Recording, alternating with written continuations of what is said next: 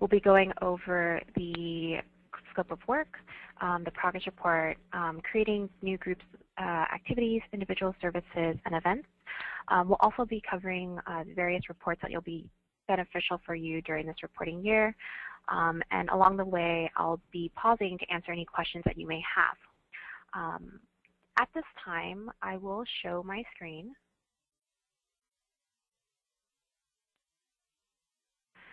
So you should now see the familiar OPCY login page. And if you do see it, please type yes in the question box in your panel. And this is where you'll be able to ask questions throughout the training today.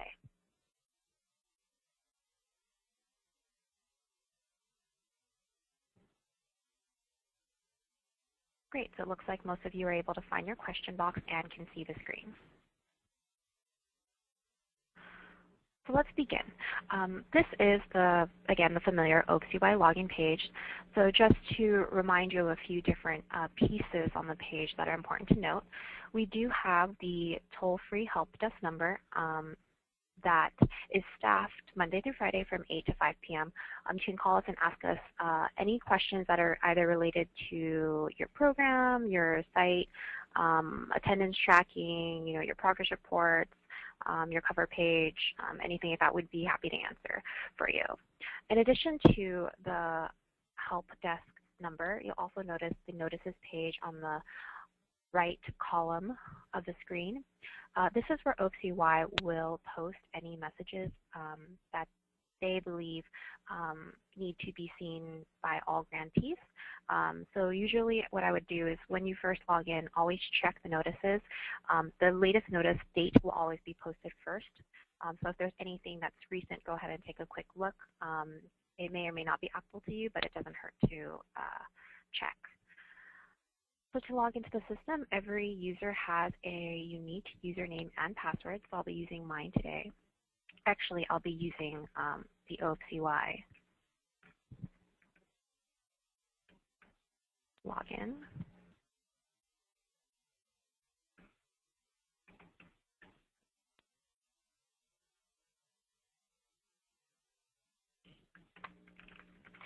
And just clicking enter.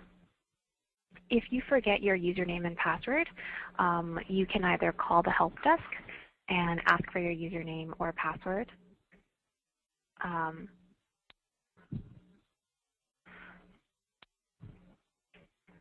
Or, one moment, there's an individual who's not able to see the screen.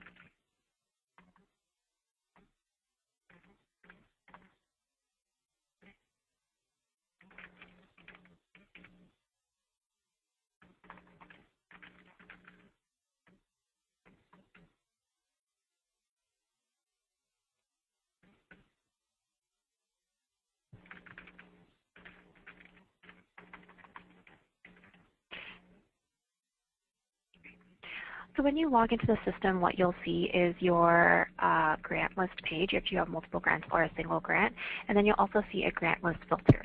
So at this time, we are still in the 2014-2015 year because you are still entering data for 2014-2015 and are expected to complete the progress report at the end of June to be submitted in early July. So to begin working on your 15-16 scope of work, you can go ahead and switch the filter. And then I'll go ahead and click on the site name. So now I am in the 15-16 view. And one way to tell is if you click on your scope of work left menu, you should see that most of this is unsubmitted because at this time your 14-15 would all be submitted. So let's go back to the home page and review some of the information listed here. So if I click edit on the home page, the key pieces of information that you should review and make sure is correct is your program director contact information and your program site contact information. So if this has changed from last year, go ahead and make the updates. You can also make the updates for the program site contact information, multiple program site contact information if you have any.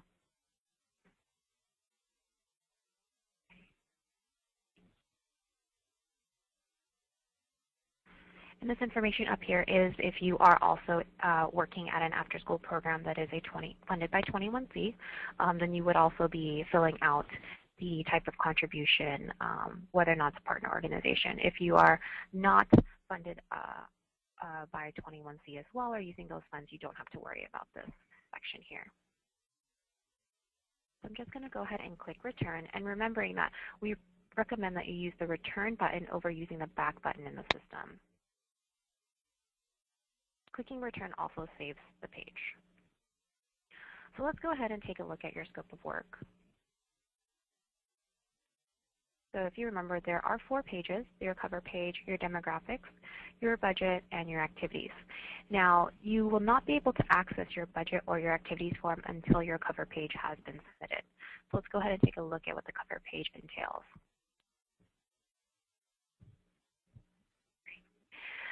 So we have made quite a few updates to the cover page.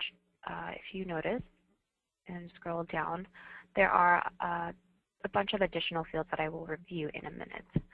So let's go ahead and first take a look at your strategy area and your strategy. This should not change from last year to this year, and if it does need to change, or if you feel like there should be a change, please contact your grant manager. Do not make a change to this without discussing this with them.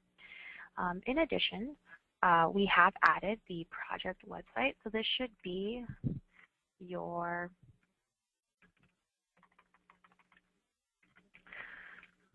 website for your particular grant or your organization. We have copied over the cover page data from last year to this year. So your project description, your year-round project, the project title, that's all been copied over. So if we look further down, now we're actually requiring you to enter additional contact information on your cover page. The first person to list is your executive director, their first name, last name, phone, email, and all of these are required fields. The next is your contract representative. So this is an employee of the contracting agency or fiscal agency, and they have the authority to negotiate the scope of work, budgets, and or complete contracting documents. So again, all of these fields are required. So you must have at least one contract representative entered on this form. The next person is the program contact information. So this person could also be the project program director that's listed on the home page, but it does not have to be if they're not one and the same. And then if we scroll down, we have an additional contact. This person should be notified regarding any OFC-wide updates. This additional contact is actually not a required field, so if you don't have anyone that you, in your organization that you would list here, just feel free to leave it blank. Like our standard process, required fields will have the red bar next to the input if it is blank and required. So for example, let's go ahead and take a look at person authorized to pick up reimbursement information. So if I had deleted this and click Save,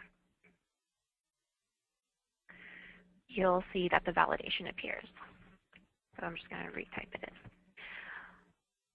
in. And then the last person, you can have a minimum of one person that is authorized to pick up reimbursements and a maximum of 2. So you notice there are 2 delete buttons. Are there any questions in regards to the changes and updates to the cover page?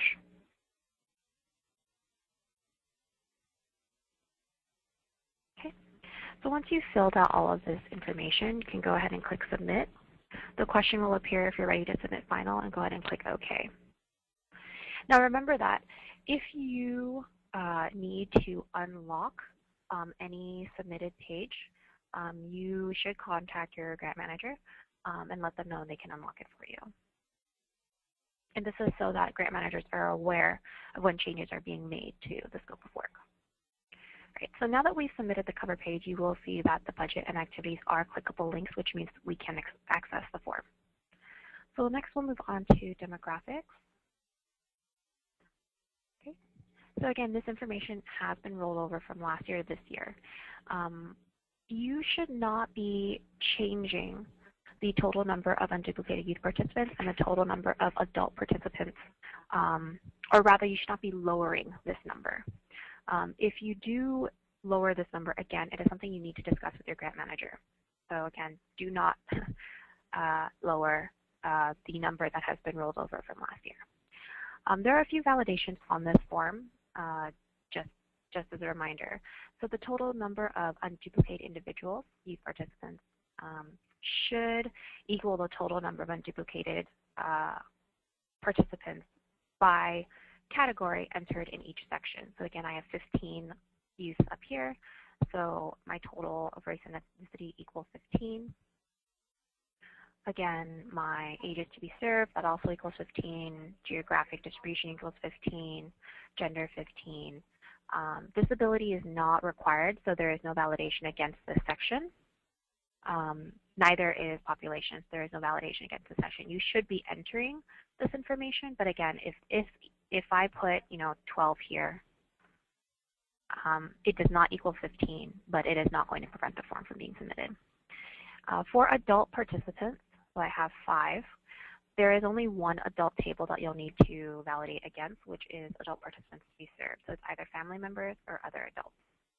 Now remember that every person that you're counting towards this number is a person that is served by group activities or individual activities. We do not include event numbers. And the reason behind this is that when we total participants from events, we can't identify whether it is a unique adult or a unique youth, so we cannot cross-check against this form, which is why we only want to include participants that are being served in group or individual activities.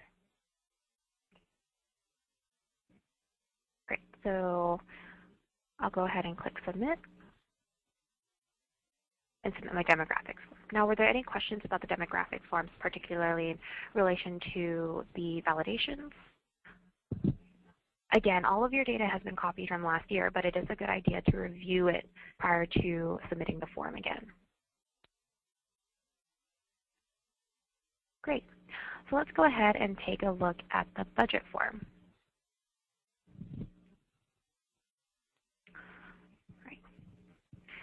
Again, this form has been copied over from last year, this year. If there are any changes to actually the budget form or any of the line items, go ahead and contact your grant manager and work with them on these changes. You should not be updating the budget form without notifying them. So you'll notice that we have the personnel information here, full-time, annual salary, the percentage of time they spend on the project, and the OCY requested funds. So the column that we care about here is the OCY requested funds and the projected match. The projected match is a calculated value. So for example, for this particular line item, I have $35,000. I'm only requesting $1,500. Therefore, I'm projected to match $33,500. Okay. So if we scroll further down, and we take a look at our total, here you'll find your OCY award amount, which shouldn't have changed from last year to this year, and if it did, your grant manager would have notified you. Then we have our total OCY requested funds and our total projected match. So typically your total OCY requested fund is going to equal your OCY award amount or get as close as possible to it. This is our demo site, so we're short by $27,000, but that's okay for training purposes. So are there any questions about the budget form?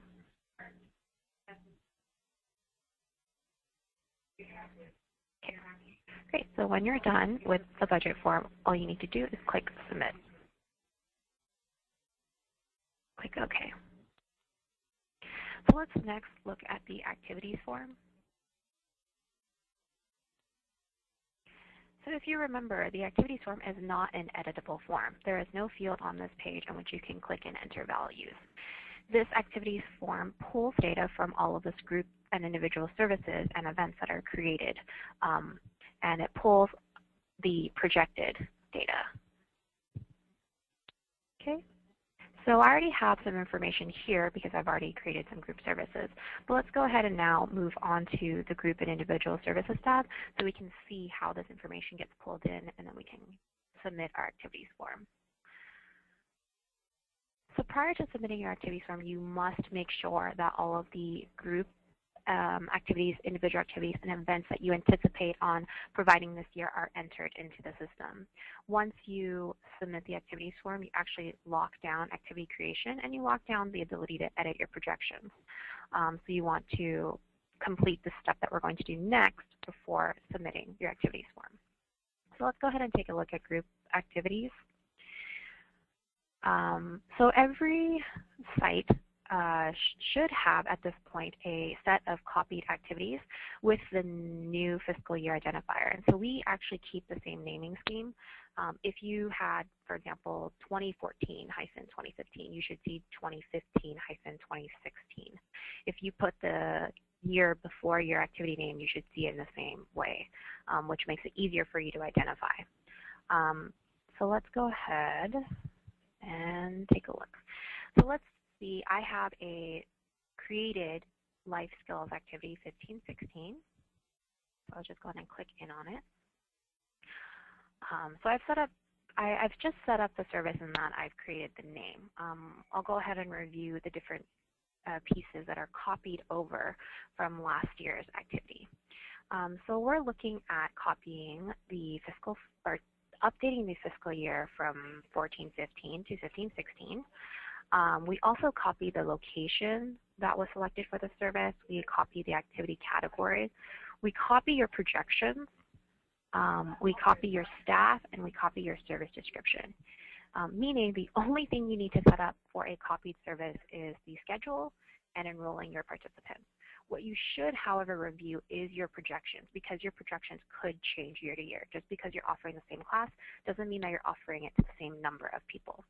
So you do want to make sure that you really double check this section right here. So let's say, for example, things change and you want to update the information.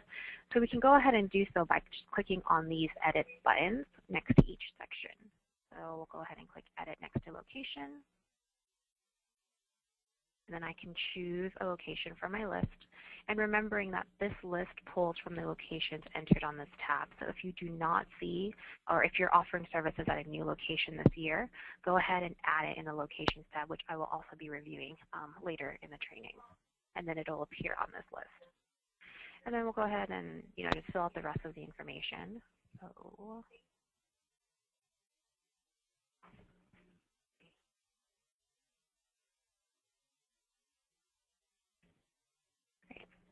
and don't forget that it's projected hours per session, so do not enter your session length in minutes. So I'm entering 1.5 hours versus entering 90 minutes. This is very important because if you do choose to enter your session in terms of minutes, it will throw off your units of service, and it will over-project by quite a bit. So you want to make sure that this is always an hours unit. Okay. I'm just going to go ahead and click Return, which remember auto-saves the form and should bring me back to the General Info tab. Great.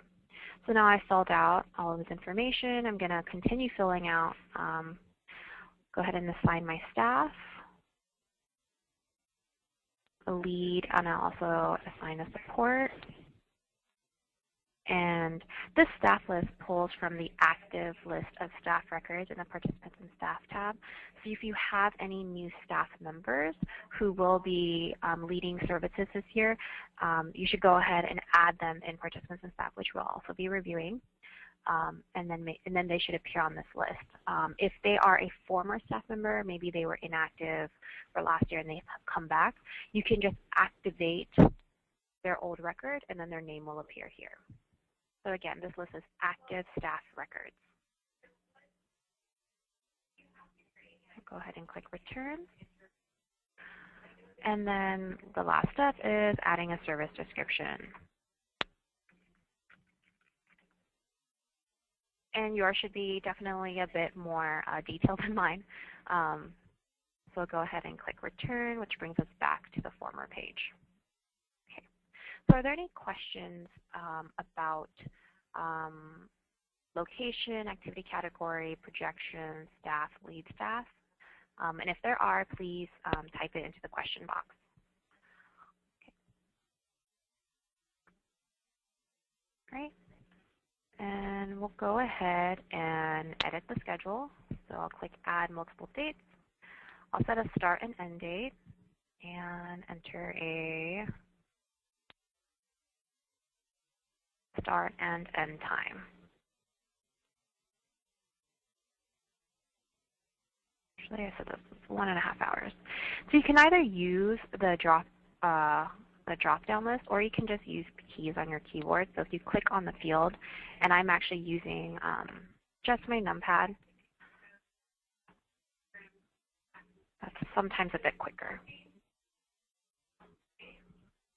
Go ahead and add the dates.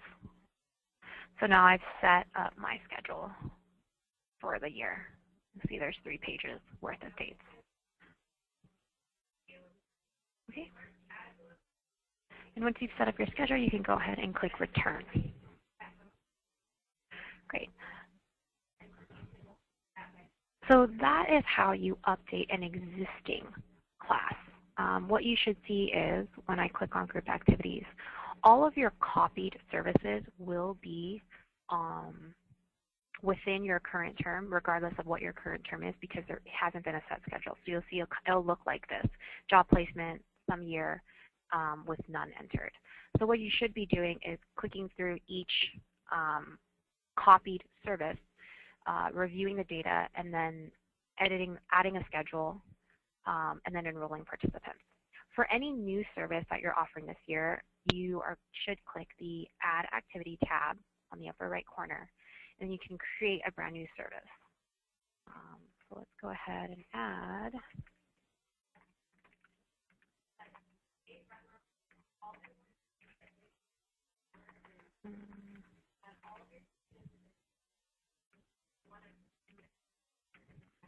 or something like that. Now, and always remember, even when you're creating a new service, you should always add a fiscal year identifier, and I would advise using the same naming scheme that you've been using. So if it was, for the demo site, we have this. Again, if it's 2015, 2016, if you put FY 15, 16, just continue to use the same naming scheme so that it's easier when we copy data year after year. All right, so the next step is to choose your funding source. So you would be funded by OPCY for 2015, and if you're funded by OUSD. So again, OUSD is for those providers that are providing services on school campuses and are being funded by 21C or by ACES. And those providers should know who they are. So if this service is also funded by it, you're going to click yes. If it's not, you're going to click no. Or we'll just click no. And then I'll go ahead and click Save and Proceed. And this should be familiar because we just reviewed this when I edited the other schedule, the other activity. So I'll just go ahead again, clicking the location, setting up my activity category. You can only choose one. So if I moved it, and you have to choose at least one. If you do not set up an activity category, it does not count towards your scope of work, nor does it count towards your progress report. This is very crucial. Also, again, entering number of adult or youth participants, sessions, and length of time. I'll just say this is 1 hour. We'll go ahead and click Save and Proceed. Moving on to the next step, which is your service description. Click Save and Proceed. And again, the last piece of information you want to do is add your staff. Click Return. And then set your schedule one more time. So go ahead and click Add Multiple Dates.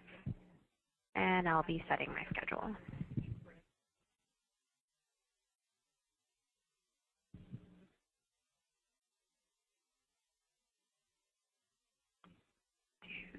5 to 6.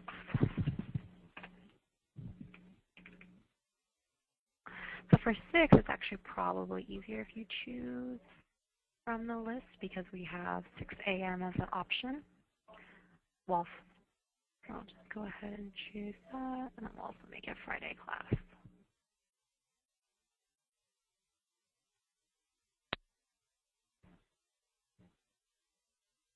Okay, and we'll go ahead and click Add Multiple Dates. So again, this is your schedule. At this time, after setting up your schedule per service, you can go through and delete dates from the existing schedule by checking off. So for example, if we get Friday, July 3rd off for Independence Day, you can always, at this time, select the date and then up here click Delete Selected. We confirm whether or not there's present records. And if there are 0, then we advise that you can delete the record. If there is like 1 or 2, you should check the date first and make sure those records were incorrectly entered before deleting it. Because if you notice above, if you delete data, it's not recoverable. So go ahead and confirm the delete. There's also another step that I'll be showing you later where you can delete a single date from multiple services, which I'm going to advise that most of you do after setting up all of the schedules for all of your classes. So let's go ahead. Now we'll go ahead and click Return. Notice that our service has been completely set up, and then now we can go ahead and enroll participants. So you cannot enroll participants before setting up your schedule.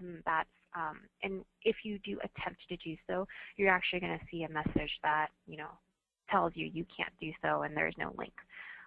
So since we have set up the schedule, we can enroll participants. So to do so, you can just click on this Click Here to Enroll New Participants button, and you'll get brought to our enrollment search wizard. There are a few different ways to search for participants in the system.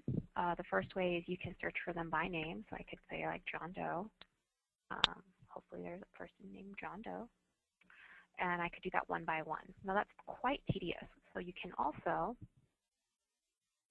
search for them using the alphabet we have provided. What it does is it searches for all participants whose last name begins with the letter that you select. So I chose D, and now I get all of my Ds. Once you have chosen your participants, either by checking off each one individually, or you can click Select All, I can go ahead and click Next Step, which will allow me to update the enrollment date if needed. So the enrollment date always defaults to the first scheduled date of the service. However, if a youth starts later, you can change the enrollment date by updating it here. You can, if you don't do it here, you can also, go back and update it again, which I'll show you a bit later. But this is probably the easiest way of updating it all at once if you, know that the youth intends to start later. So go ahead and click Next Step. And now all of my youth have been enrolled in this service. I can go ahead and click Done. You can also search by participant type. So if you're looking particularly for adult participants, you can click Find Participants, and then you can add them. Click Next Step. They start on the first day, and then I'll go ahead and click Done. Okay. Great. So I have enrolled my participants using, the last name search field. Let's go back to our activity list. I'm going to show you one other way of enrolling participants that may be helpful for some of your users or some of your programs.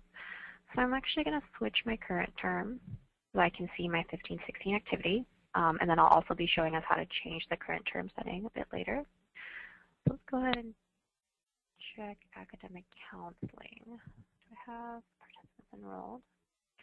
So I have participants enrolled already, but say I want to copy an enrollment list from 14-15, which means that I'm offering the same class or a different class to the same set of participants that participated last year, or technically this year. So we can always check Use Query, which is an advanced search tool. And if you scroll down, you'll see activity name, and you can click to edit field. And this will give you all of your activities. So say I am copying the academic assessment enrollment list. I can choose that activity, click return, and then I'll click find person. So this means that this is the enrollment list for the class that I just selected that I want to copy to academic counseling. So I'll go ahead and click return, noticing that I have a number now listed in selected persons. I click return one more time, and I have a list of individuals that appear. Now you'll notice that I had 11 individuals, but only 4 appear, and that's because the other 7 have already been enrolled in the class. So this is the remaining 4 that have yet to be enrolled. If it's a brand new class that you're working on, all 11 should appear. So I'll go ahead and select all, click next step, again finishing up my enrollment process. So are there any questions on enrolling participants?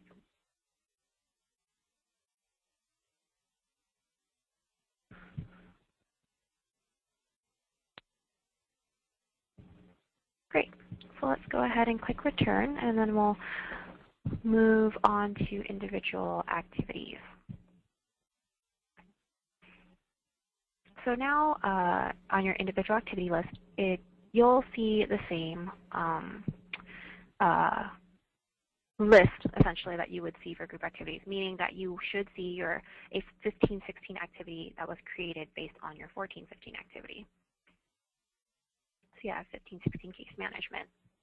So if you were to click on your 15-16 activity, you should see all of the same information copied over: location, activity category, your projections, staff who had it, and service description. What you'll notice that differs from individual activities and group activities is that we do not have a set schedule. It is not something that you can edit.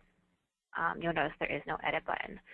So remembering that individual activity schedules are created once attendance has been entered. So for example, if I were to click on my attendance tab and I click add, actually let me click cancel, go back to general info, because remembering all individual services have to have a staff entered. The reason for this is when we add attendance, we choose a staff person to associate the student with, and we can only choose from staff that are assigned to the service. So I have to go back and add staff. Now when I click on attendance and I click add, I should see those 2 staff names here. So I can just choose my date of visit, and I'll make it in the future because this will be for quarter 1. Enter my hours and minutes, and I will find my student. Again, you can choose to find the student using first name, last name search, or you can use the alphabet. So there are 2 options. You can either add the record and hold the name. So if you add the record, what it does is it releases all of the information. Essentially, what you'll need to do again is you'll click cancel, and then to add a new record, you'll click add. Find your activity name.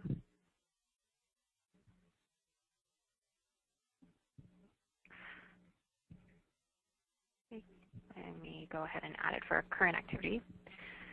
So the reason why we do not see case management 15-16 on the list is because this list is filtered using the current term, and we have yet to update the current term to be 15-16 yet, so that's why we're not seeing that. So I'm just going to go ahead and add it to an existing case management. Let's go ahead and add it to a different class, hopefully with staff. There we go. So I'm adding it to a 14-15 service, which is okay for purposes of this demonstration. And I'm entering the hours and minutes, 1 hour. Finding the name of the person. And I'm going to click Add Record and hold the name. And you have to enter a value for minutes. What adding the record and holding the name does is it keeps the youth's name selected. So if you have a list of, say, 10 sessions for a particular youth and you want to enter that, those 10 sessions at once, it is much easier for you to click Add Record, hold the name, and then just update these fields up here. So, and then I can add the record, hold the name. I can do it one more time. Another 45-minute session, same staff person. And then I want to release the name, so I'll click Add Record, and then you'll see that the name gets released. That explains the situation in which you want to add the record, hold the name, versus just adding the record. Okay. So now if we go back to our individual activities, let's change the current term to all. And if I look at my case management 15-16 service, I should see that I have a schedule now because I added the one attendance record on that date. So again, the schedule gets created as you add attendance records. So for the most part, you're probably going to see, your date range, days of the week. You'll, likely see quite a few dates since it's not a regular schedule. And then for time, you'll usually see this hyphen because we don't actually track the start and end time. We just track the duration. Just to kind of review your projections as well, you want to make sure that this is accurate for the service. The projected number of participants will always be 1, and that is because in a single session, you're only offering services to 1 participant, never more than 1. And we do not break it down between adults and youth for individual services. For number of sessions, you want to count, obviously how many you have in the quarter, and then project your hours per session. Now your projected units of service, just to kind of take a look, it is a multiplication of your projected number of participants, the number of sessions, and then the hours per session. You will notice that the projection may not be exactly 50%. Your 6-month projection may not exactly be 50% of your 12-month projection. And that's because you may not be offering, the same number of sessions in every quarter. So if you have, 5 sessions in quarter 1, 15 sessions in quarter 2, and then 15 in quarter 3, 15 in quarter 4, essentially over the first 6 months, you're offering a lower number of units of service than your last 6 months, which is why it may not always be 50%. So it's kind of important for you to, understand where these numbers are calculated from and, what they mean. And again, if you have any questions, if you think they're low, they're high, you can always call the help desk, or you can always talk with your grant manager, and we'd be happy to, explain them to you and figure out, why they may be low, why they may be high, or, what you should actually be projecting. Great. So are there any questions about individual services?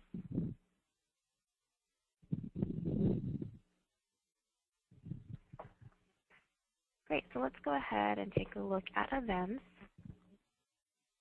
Okay. So events are services in which you are not tracking the names of the participants that attend. So these could be like community building events. There's 50 attendees. You don't have a sign-in sheet or anything like that, but you want to track that it occurred. So this is where you would track those events. So we'll go ahead and click Add Event. So again, same concept. You're going to add your event name. So maybe it's community leadership. Again, always making sure that when you add services, you should always still add your yearly identifier in choose that it's funded by OFCY for 15-16. Events are not funded by 21 uses or assets reporting, which is why this is not an option. So we'll go ahead and click Save and Proceed. And again, the same setup. You're going to choose your location, you're going to choose your service category, and enter your projections. So let's say this event is held 3 times a quarter, and it's a 2-hour session. So we'll go ahead and click Save and Proceed.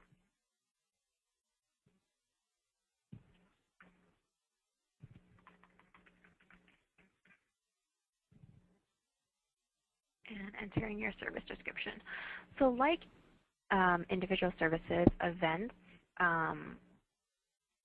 the schedule is set when you add attendance. It is not preset because it's something that's not regularly occurring. So we'll go ahead and click to add attendance to your event. You can click attendance and then click add up here. Don't be alarmed by the red text. This just means that there aren't any existing attendance records so far. We'll click add. We'll choose our event. We can choose the date of the event and the total number of attendees. So say you did really well. 60, you can do 3 staff, and it was 2 hours. Sorry, this is in minutes, so it was 2 hours. Okay. And you can also add another one. So say you had a follow-up a week later. There were less individuals that came out, same number of staff. It was also 420 minutes. Okay. So if we click back to general info, you'll notice that the event schedule has been created. And then just you want to make sure that you assign your staff. Right. So are there any questions about group activities, individual activities, or events? And remember that you need to make sure all of these are set up before you submit your activities form. Okay, so now that I've set up all of my services for next year, if I go back to Scope of Work and I click on my activities form, you'll notice that all of the projected values have been pulled into this form, and we have separated by category. So you'll see I have some academic goal setting and counseling services. I have some case management services, life skills, and then you'll see your individual activities. And if I scroll further down, you'll see your events.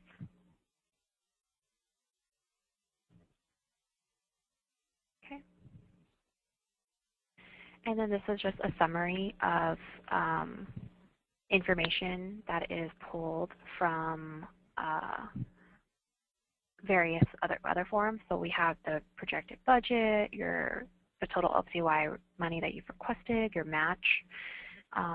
You have your total unduplicated youth, total unduplicated adults. This is from your demographics form. This is a calculated number of event participants based on the number of projected event participants that you've entered into the system. So we have units of service, and then we have some calculations based on the number of participants and your budget. Okay. So after you review this information and believe that it's correct, you can go ahead and submit the form.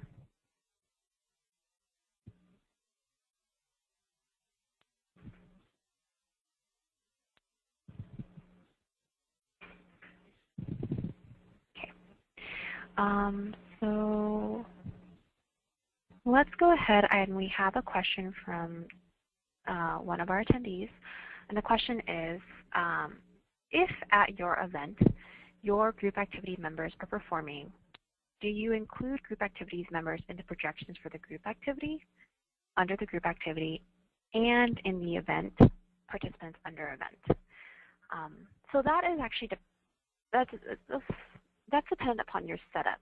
So if you're offering an event, and anyone from OaksUI can chime in here if what I'm saying is incorrect. If you're offering a single event and you have individuals from a group service come and participate, that doesn't necessarily mean you should count them towards the group service activity unless because it's not technically the group service activity. So say I have an event and it's called Parent Night, and I have some kids that I actually service in my after-school life skills class. If they attend Parent Night, they should only get counted in the event attendance number. They should not get counted in your life skills class because it wasn't life skills. Hey, Rosalind, I can chime in. Sure. So if I understood the question, if there's a group activity that was created and you mark the kids present for that, and you create an event so that you could mark the attendees of that event because the kids are performing, the kids should not be double counted. So if they're marked present for a group activity for that performance, you can mark them present, but they should not be double counted in the event. You can count the number of attendees or parents or community members, I guess, at the event, but don't double count.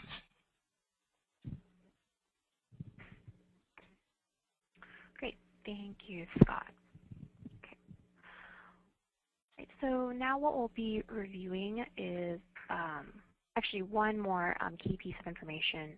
I think I've already emphasized this, but once you submit your activities form, it locks down the ability to create new services.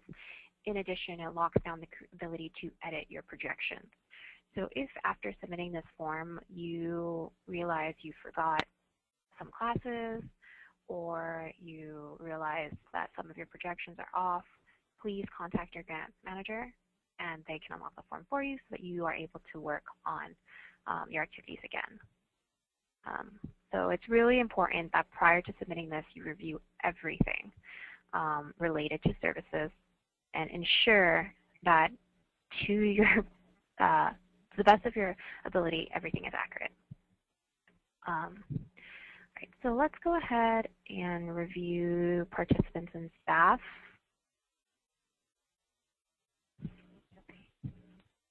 Right, so your site is, you'll be working the same site that you've been working in 14-15 and 13-14. And all of the records that you've created for the previous 2 years do live in your 15-16 site. So if there are any youth that have attended last year and are attending again this year, you don't have to worry about creating a new record for them. So essentially, if I search for John, I would find all of the Johns that have been participating in the program, have participated at some point in the program. If I were to have a brand new participant, you can always add the record by clicking Add Person, choosing between youth, adult, and program staff. If I choose Youth Participant, you'll see that there are a few required fields. So I'll just enter in my required fields.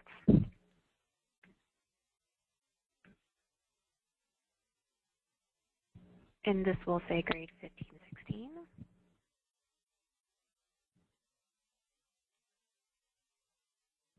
Actually, I think it should be 11th. Whether or not they're enrolled in OUSD school, if yes, then you'll choose from the school list. You can then choose the zip, their OaksUI ethnicity, and their gender, and then whether or not they opt out of OaksUI evaluation. And then click Add Person. And then the record will be created. Okay, and this is for OaksUI only sites. If you are a hybrid site, meaning that you provide services at a school, an OUSD school, you'll notice that you have OUSD students and non-OUSD students as your youth participant types. You will have all of those OUSD students that go to that school pre-assigned to your site, so you don't need to worry about creating these new records. And then if you have a non-OUSD student attending your site, then you can go ahead and create a non-OUSD record. Okay. And then let's go ahead and take a look at adult participants. So we'll click adult participants. This year, we have new required fields for adult participants. And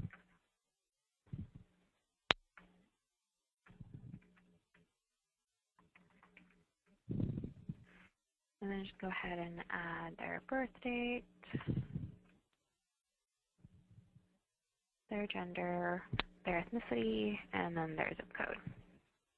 You're going to click Add Person. So what this means now that we've added new required field for adult participants is that if I were to click on View Adult Participants and go to one of my older records, and say I try to click Save, you'll notice that you'll see validations encouraging you to enter the missing data. CY is not requiring that you back enter information for like adult participants that have already been in the system. It's only a requirement for new records. However, if you choose to review this, you actually won't be able to move to another page until you enter the data in. So.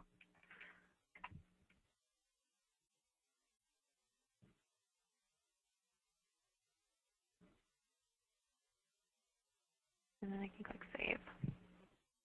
And then now I can just move to Form 2.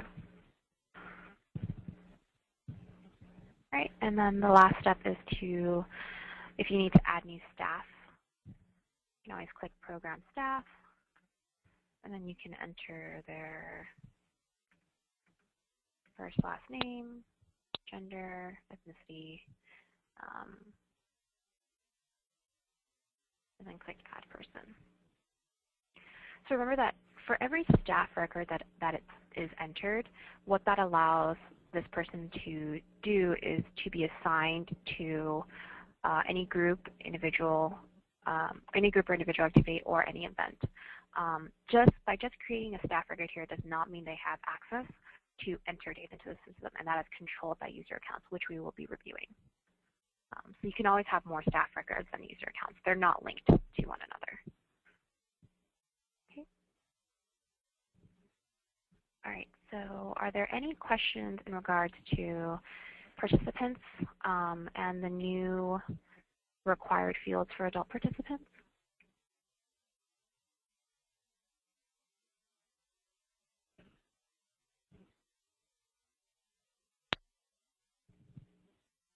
Okay, so we actually have a question from attendee. Are events added to the projections even if you do not enroll or take attendance? So if you create an event in the system, you are required to project for the event, and therefore it is added to your scope of work and counted in your progress reports. If you do not enroll participants in your events, that's okay because you're not actually able to enroll participants. However, if you don't take attendance for an event, I'd like to defer to OXUI here. Should they be still adding this event into the system?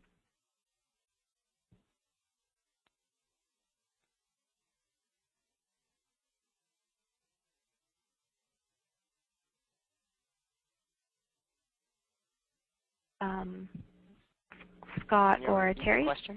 Rosalind, yes. repeat the question, please. If the organization does not take attendance for the event, are they expected to still include the event in the system? I think you have the option to. I mean, some of our events that are being reported are really large, like 100, and people may not necessarily have a sign-in sheet for that event, whether it's like a huge community picnic or a showcase, but you can estimate by site the number of attendees. Great, thank you. Okay, so let's go ahead and take a look at your locations, and then what I'll be reviewing afterwards is progress reports. Okay, so your locations tab should contain all of the service locations that you're providing your activities at. So for example, I have 4 thus far. If I have a new location this year, I can click Add Location and choosing my service site name. So maybe I had an event, it was at the Oakland Zoo.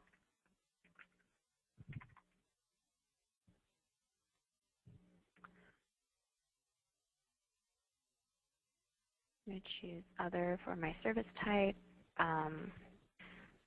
address, and zip code. Not sure what, and you can choose your district. If you don't know, you can always click, and then you'll be able to find what district your service location is in. So I'll go ahead and click Create, and I'll click Return. And so I've added my location here. So now what this means is if you choose your group, individual, or events, you can always choose, you can now see Oakland Zoo on your location list. So for example, if I chose Community Night, and I click Edit next to Location, I can change it, and now I'll say Oakland Zoo. Save and return.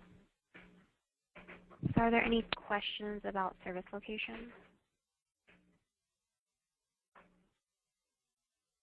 Okay, so let's go ahead and take a look at your progress report. Actually, let me do one thing. Before I can take a look at my progress report stats form, I do need to make sure that my activities form is submitted. So go ahead back to scope of work and make sure that everything's submitted, because I've made all the changes that I need to make to all of my services. Okay, so now we can take a look at my progress report. So the first form is your narrative. So again, just these are text responses to questions. Okay. And then once you've filled out all of these fields, you can go ahead and click Submit. And again, your progress report doesn't contain any data because we're not rolling over anything from last year. It's your stats form.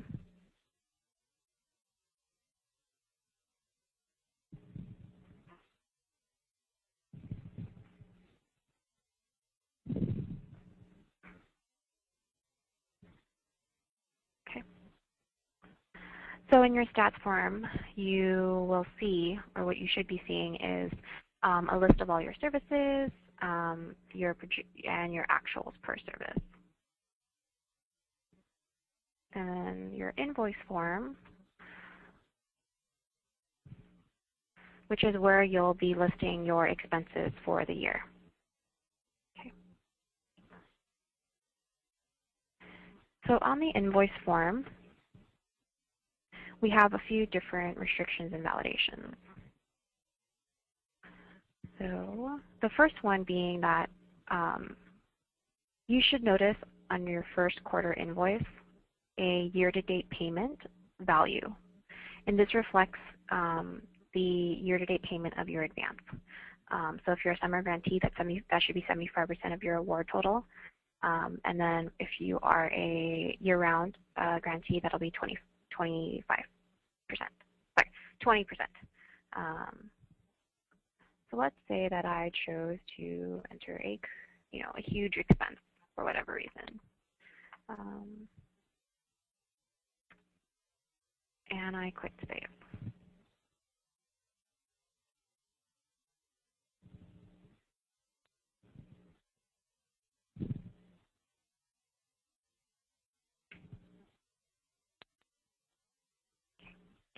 So we have a auto adjustment per each invoice.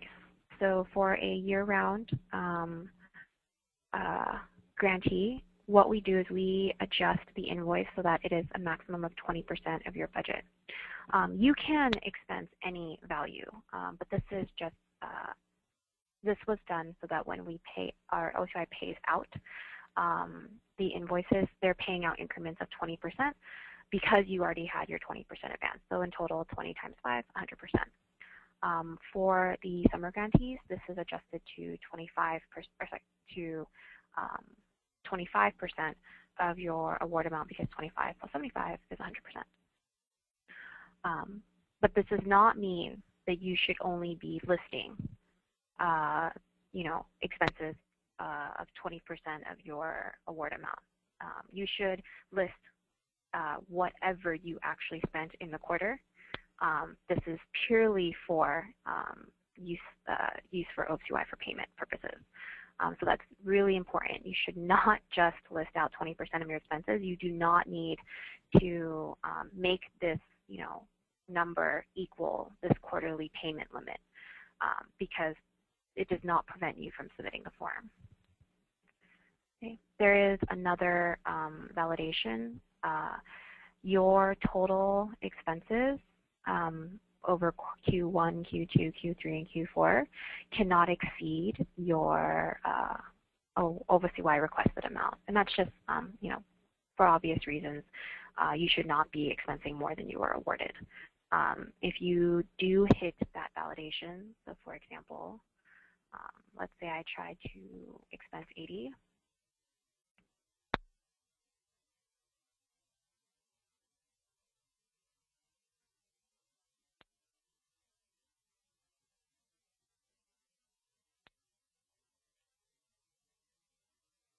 Okay, so now you'll see two validations. The first one with the red bar is the one that you actually have to change your invoice amount in order to submit the budget. So you'll see year-to-date total, $90,000 is excess of the budget amount, which is $73,060. So I cannot submit this form until I decrease the amount by this value. And this really should never be hit in quarter one. You're really going to be seeing this maybe in quarter four, maybe quarter one if you're in summer grantee. And then this note, again, for the yellow, this yellow note of the 20% payment amount, that is not something that you have to worry about. That's just something, again, for OFCY in terms of auto-adjusting the payment amount to 20% of the award amount. Right, are there any questions? Again, just key pieces, you should be listing exactly what you expensed in each quarter. Okay. So if I change this back to 30,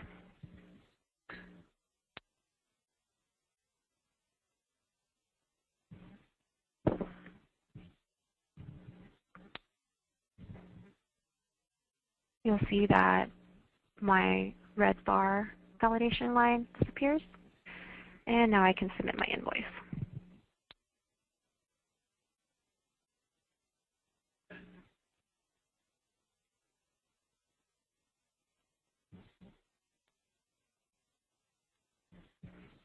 Okay. And then you'll see that it has been submitted. So after you submit all your forms, the signatory can sign off on the form. You'll see if you try to submit the form prior to, if you try to sign off on the form prior to the other forms being submitted, you won't be able to do so. You'll see the status as working. If at any time you submit one of these forms and you realize that you need to make some edits and updates, you can contact the help desk and we can unlock the form only if you have not signed off on it. If you've already signed off on your quarter one progress report, then you'd have to actually contact your grant manager to unlock the rest of the forms for you. And the reasoning behind this is that, we recognize that if you have at least one unsubmitted form, that your progress report is still in a working state. Therefore, CitySpan can unlock it. But if you sign off on the form, you are saying, we have confirmed submission, we've reviewed everything, and at that point, the grant manager needs to be made aware of any changes that are or need to be made. Okay, so are there any questions about the progress reports? Nothing has really changed from last year to this year. Okay. So let's go ahead and take a look at the utilities section and review some of the tools that we've provided you with. So the first tool is the issue tracker. This is where you can post questions and our help desk will be able to answer them for you. You'll notice that there are already a few posts. This is like a forum, so when you do post questions to the issue tracker, please refrain from adding youth names or student identifying information because this is viewable by every agency. So to post a question, you're just going to click New Issue. And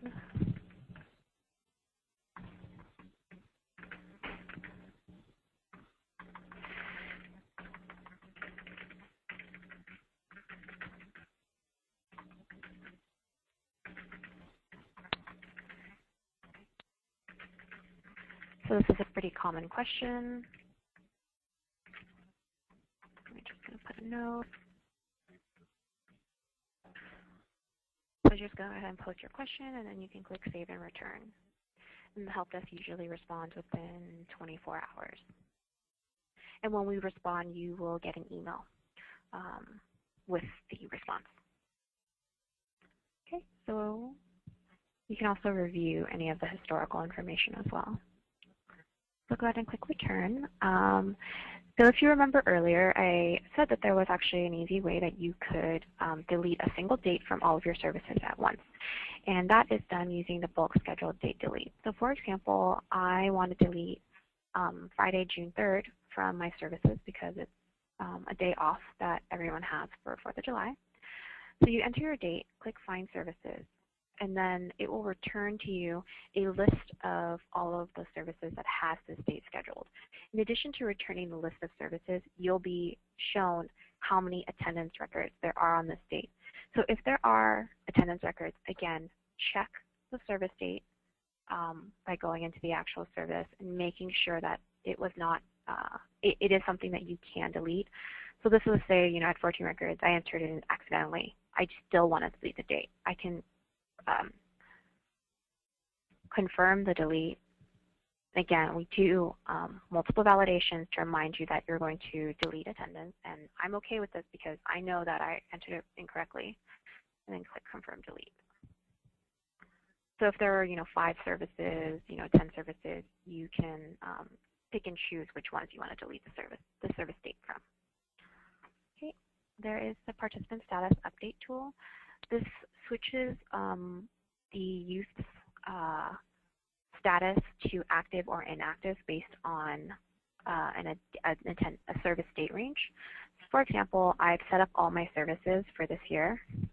I've enrolled all my participants for this year, and now I just want to make sure that everyone who's enrolled in the service is active. Everyone who's not enrolled in the service is going to be inactive. Let me change that. I can just change active status. You'll see 42 participants were set to active, 101 were set to inactive. What this means is these 101 participants would not be able to be enrolled in any service until their status is switched to active again. So this just helps you clean up your participant list a little bit. This does not delete any person records or participant records. It just changes their status. You can do so for staff too. So if I chose update staff status instead, I'm changing the staff records. So I have 4 staff records set to active, 32 set to inactive. Go ahead and click Return. With utilities.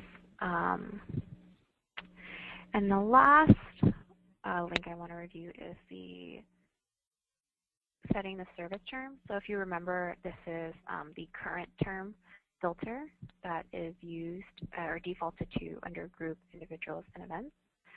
So right now, for most of you, your current term filter is likely going to be something that ends on June 30th. So what you can do, and what I would recommend you doing, is during this time period where you're still working on entering data into quarter 4 for 14-15 and setting up your services for quarter 1 for 15-16, is just go ahead and use a date range that encompasses both. So for example, I'm just going to do something that spans 2 years. This can be anything that I want. So it does not have to be 1 year. It doesn't have to, it could be 3 months. It could be 4 months. So by choosing a term at this time that spans the end of my 14-15 contract term and the beginning of my 15-16 contract term, it allows me to view my 14-15 services and my 15-16 services in one list. And that way, if I were to, enter data, I can easily choose to enter my enter attendance as my 14-15 service.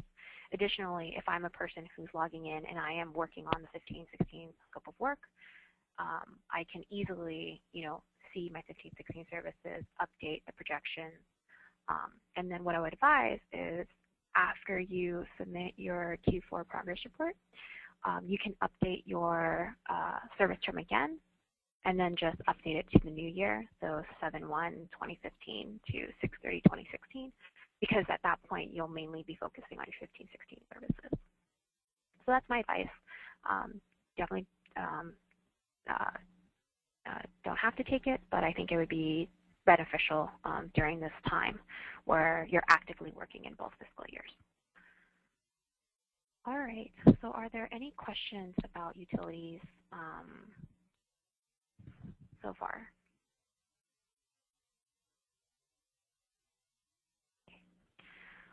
Right, so we have about 12 minutes left, so I'm going to quickly review user accounts and then go ahead and review some reports with you. So there are a few different types of users. You have the current user, which is yourself, the signatory, which is the individual that is able to sign off on the progress reports. This is usually the ED of your agency. If the signatory individual has left your organization or needs to change, please contact your grant manager because they need to notify us that we need to make an update. It is not something that you as the organization can contact CitySpan and request the update. Next, there are power users. Power users have the ability to create user accounts, and then there are regular users who do not have the ability to create user accounts. So I'm a power user, which means I have the ability to create a user account. So if I were to make a new account for one of my staff, I am expected to add the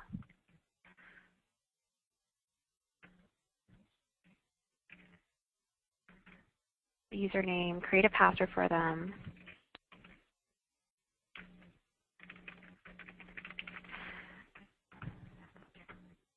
I accidentally entered, click entered on my keyboard.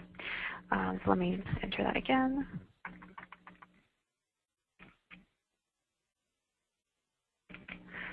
Enter the first name, last name. Great. So now we come to contract management or service management. If you give them access to the contract management system, you're giving them access to update the scope of work and update the progress report. This is usually someone who is able to, who's fiscally responsible. They should be able to see the budget, and they should be able to work on invoicing. So I'll say that this person does have access to it.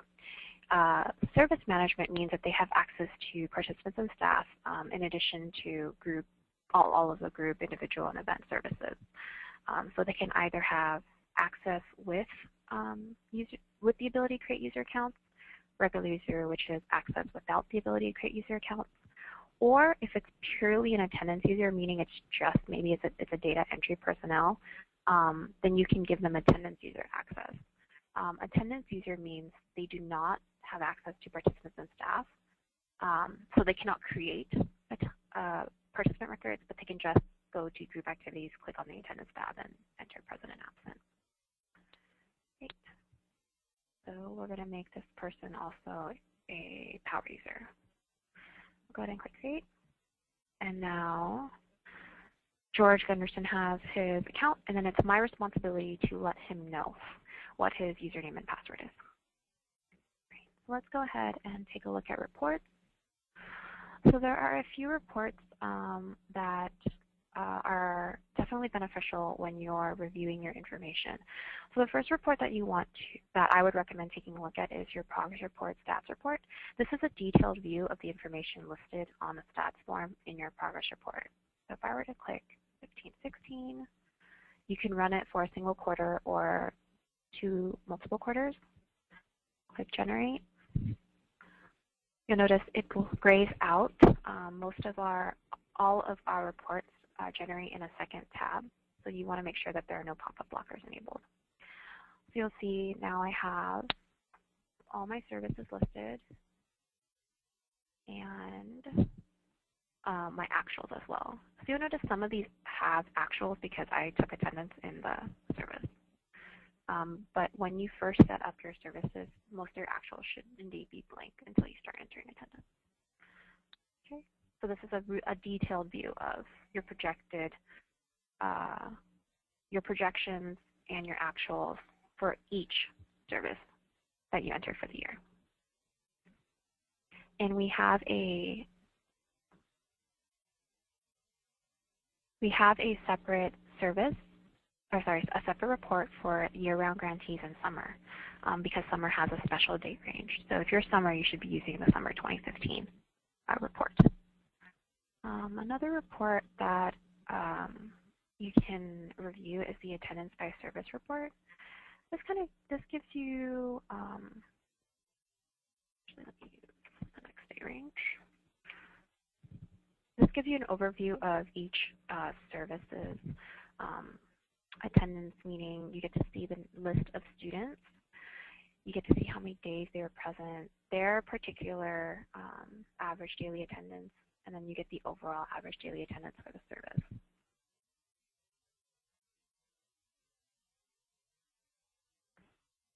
So this is only for group services. It does not include individual services. Another report that I like is attendance by participant. So if you're curious in knowing a single youth's attendance for the year, I'm actually going to break it down by service, aggregate by day.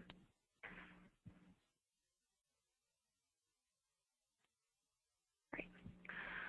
And so you'll see the participant's name, each class that they have, they're enrolled in, and then the days they've attended out of the days that they're scheduled. You can see the percent attendance and the total number of hours thus far. Okay. And then you have a total at the bottom. Right, so are there any questions about reports or any of the pieces of information I've showed you today?